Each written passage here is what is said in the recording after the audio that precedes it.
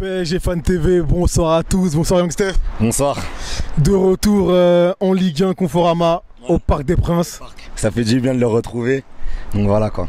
Comment as-tu trouvé la performance de tes boys? Ben, mes gars ont fait le boulot. Le travail il a été très bien effectué. Il y a des joueurs qui sont parmi le 11 de départ de Tourelle qui sont ressortis pour moi. Comme Sarabia qui a fait une belle première. Il a le droit à une belle ovation du parc.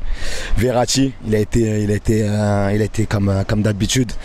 Et puis Mbappé, une passe décisive, un but ce soir.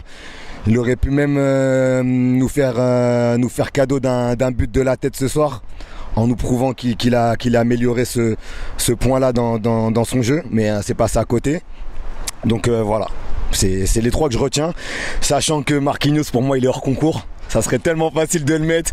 Ce soir, Marquinhos, il a survolé les débats, mais ça serait trop facile de le mettre dans mes tops. Du coup, je préfère mettre Sarabia, qui a fait une belle première, et voilà. D'accord. Et bien, en parlant de Marquinhos, ton milieu de terrain idéal serait?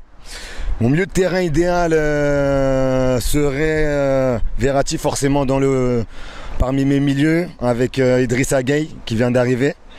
Idrissa Gueye qui mettrait de l'impact, qui mettrait de l'intensité notamment sans ballon, ce que Tourelle demande et ce qu'on a pu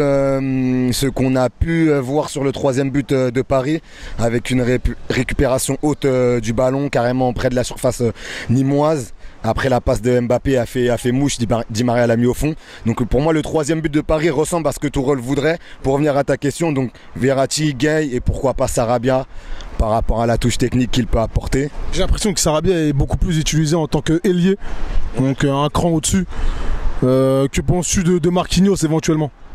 Marquinhos, je le préfère en d'autres, Paredes. Marquinhos, je le préfère en défense. Il est très bon au milieu, mais je le préfère vraiment en défense parce que c'est son poste de prédilection tout simplement. Et par rapport à Sarabia, au milieu parce que c'est un genre polyvalent. Alors ce soir, il a joué un peu ailier droit, collé à la ligne de touche, mais c'est un joueur très polyvalent qui peut varier les positions. Et Tourelle, on sait qu'il aime bien les joueurs comme ça, tout simplement. Très bien. Est-ce que l'effectif te comble aujourd'hui? Le mercato, on est en plein milieu du mercato, en tout cas français. Est-ce que tu penses à d'éventuelles arrivées? Le mercato n'est pas fini, on l'a vu ce soir, les ultras ont pris position concernant cette affaire Neymar, ce feuilleton Neymar. Le mercato n'est pas fini, les 3 prochaines semaines, d'ici le 2 septembre, on sera fixé.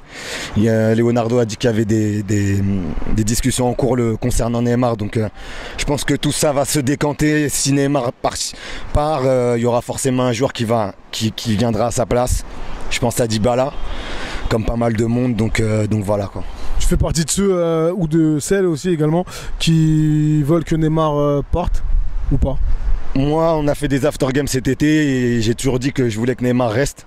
Voilà, j'ai envie qu'il fasse une saison complète au Paris Saint-Germain, qu'il fasse fermer des bouches. Moi, j'ai toujours dit que j'étais pour qu'il reste, qu'il améliore sa mentalité, qu'il arrête d'être ce petit con qui touche des millions par mois mais qui ne s'investit pas du tout pour le club. J'aimerais qu'il arrête de nous montrer cette facette-là. Et puis voilà, parce qu'on sait très bien que sur un terrain, Neymar, il est époustouflant. On l'a vu, les coups francs, côté Auteuil, côté Boulogne, les gris-gris, etc., les sombreros, toutes les carrières de joueurs qu'il a arrêtées, notamment en Ligue 1. Voilà, on peut pas cracher dessus. Mais il y a une mentalité qu'on aimerait qui disparaisse de son côté, tout simplement.